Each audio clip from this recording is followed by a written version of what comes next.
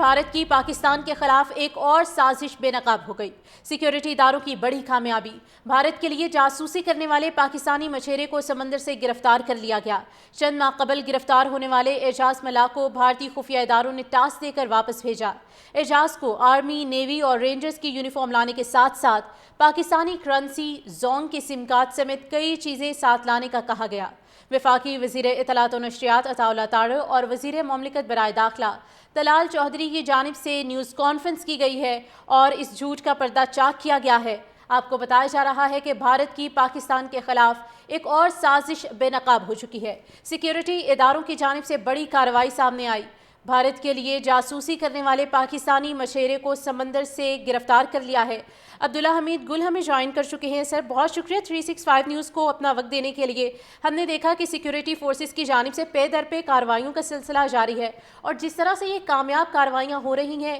بھارت کے منہ پر ایک تماشا ہے۔ کیا سمجھتے ہیں یہ جو لیٹسٹ کارروائی سامنے آئی ہے، کس طرح سے آپ اس کو اینالائز کر رہے ہیں؟ الحمدللہ پاکستان افواج نے اور پاکستان کی انٹیلیجنس ایجنسیز نے ایک دفعہ پھر بہت بڑا جو ہے میرے خیال میں ایک کارنامہ انجام دیا ہے اور دشمن کے جو زہر ہے اس سے تانے بانے مل رہے ہیں ان کو بھی بے نقاب کیا ہے۔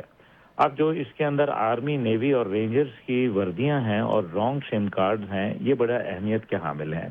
کیونکہ ظاہر ہے اس کا مطلب یہ ہے کہ بھارت جو ہے وہ سندھ کے اندر اور بلوچستان کے ساحل پر کوئی کارروائی کرنا چاہتا ہے، جس کی بنیاد کے اوپر جو ہے وہ آرمی کی یونیفارم لیتا ہے، نیوی کے لیتا ہے اور رینجرز کا لیتا ہے۔ کیونکہ رینجرز کی تعیناتی زیادہ سندھ کے اندر ہے اور زیادہ جو ہے وہ کراچی کے اندر نظر آتے ہیں، تو اس کا مطلب یہ ہے کہ جو بھارت جس طریقے سے اپنی نیول ایکسرسائزز کر رہا ہے اور جس طریقے سے وہ اپنی نیوی کو بڑھوتی دے رہا ہے، اس وجہ سے کیونکہ جو ابھی حالیہ معرکہ حق کے اندر جس طریقے سے افواج پاکستان نے جو خاص طور پہ میرے خیال میں بری اور فضائی فوج تھی، انہوں نے جس طریقے سے ان کو مارا ہے، اس کے بعد ان کی یہی خواہش ہے کہ کسی صورت جو ہے وہ اب بندرگاہ کی طرف جو ہے وہ رخ کریں۔ اس کے حوالے سے آپ نے دیکھا کہ انڈین نیول شپ وکرانت کے اوپر جو ہے نریندر مودی ابھی گیا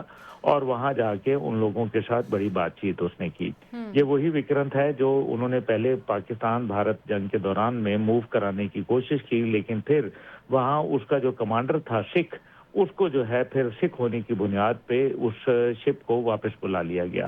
اب رانگ سمز کا اس کے اندر اس لیے ضروری ہے کیونکہ آپ کو معلوم ہے کہ رانگ جو بنیادی طور پہ چینی کمپنی ہے اور چین جو ہے وہ پاکستان کے سی پیک اور گوادر کے اندر ایک بہت کلیدی کردار بطور ہمارے بھائی جو ہے وہ کردار ادا کر رہا ہے۔ اب چونکہ یہاں رانگ نیٹ ورک جو ہے سب سے زیادہ بلوچستان کے اندر اور ساحلی پٹی کے اندر استعمال ہوتا ہے،